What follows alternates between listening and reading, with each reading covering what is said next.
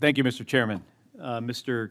Cadenazzi, did I get that right? Yes, Senator. And Mr. Frankston, thank you both for being here. I want to ask you about how we supply semiconductors to the defense industrial base.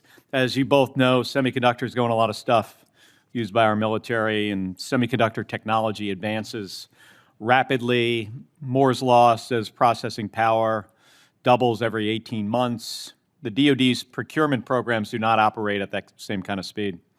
And the end result is some of our most advanced weapon systems are relying on chips that are old, sometimes outdated, sometimes decades behind the state-of-the-art technology.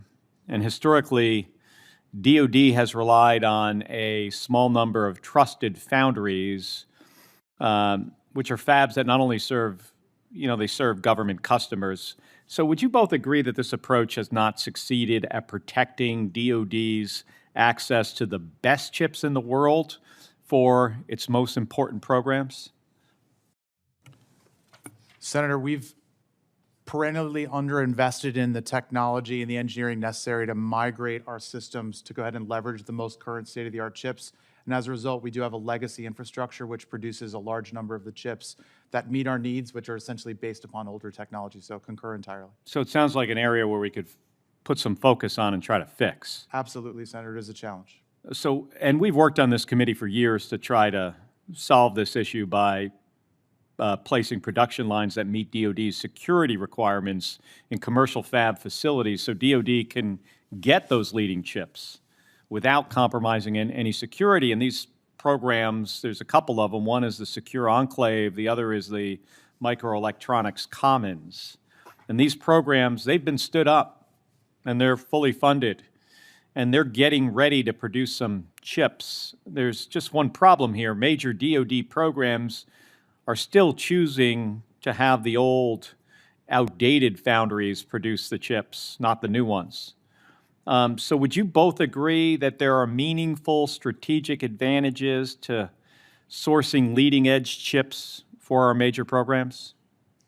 Senator, I concur in the need for us to go ahead and continuously improve the security of our chip infrastructure and the chips themselves, and that the tools that are in place under Secure Enclave, et cetera, provide us new alternatives to deliver upon that. But why haven't we used those alternatives? So there's price considerations and engineering considerations with migrating from the current chip infrastructure to new chips and new security models. And I think inherently it's a cost issue that programs have been incentivized to sort of, go short shrift on this and not pay the bill, and that we need to incentivize them to pivot to actually investing in the infrastructure changes necessary to take full advantage of this for the future. Can you give an example of like how much more does a chip coming out of the Secure Enclave cost for like a weapon system, Senator, like percentage-wise? Senator, I'm not sure I can comment thoughtfully on the cost of chip. We can get back to you on that. I think there's a bigger issue of the certification cost for these new systems. When you change the chips,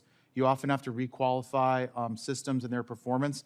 It becomes a cost driver for test, for engineering. There's a whole bunch of ancillary pieces that go into it. And the bill gets pretty large, millions of dollars into the tens of millions of dollars to go ahead and make these changes, unfortunately. How about for new weapon systems, something that's brand new?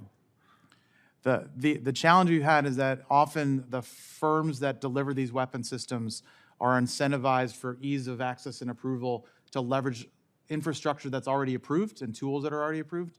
So therefore, to go ahead and launch a new weapons platform with a brand new security or IT infrastructure, whatever that might be, or microelectronics infrastructure, is often cost prohibitive and not incentivized by the programs themselves. But we funded the Secure Enclave and the Microelectronics Commons. Are they not approved? Senator, I believe that they are, and that we're in the process of migrating to those requirements over the next 5 years or so. However, I do think there's going to be a bit of a tail and a lag, and particularly a bill associated with how we make that migration work. What could we do to make that migration happen more quickly? Senator, I think we'd be keen to work with you and the committee on authorities and changes to policy that would help us drive those changes and an understanding of the costs associated with that to make it work going forward. All right. Thank you. Thank you, Mr. Chairman. I yield back my 6 seconds. Quite generous of you. Senator Hirono.